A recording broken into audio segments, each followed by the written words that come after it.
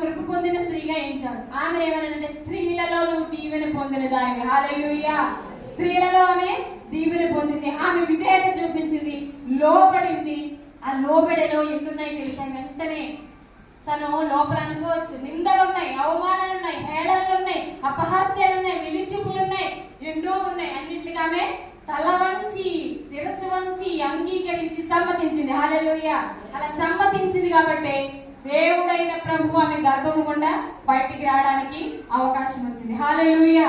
ఈమె తక్కువగా లోబడింది. అయితే ఈమె గర్భము గుండా ఎప్పుడైతే ప్రభు రావడానికి సిద్ధపడ్డాడు, ఈ విధేయత ద్వారా ఏమొచ్చిందండి? ఇప్పుడు రక్షకుడు జన్మించాడు. హల్లెలూయా.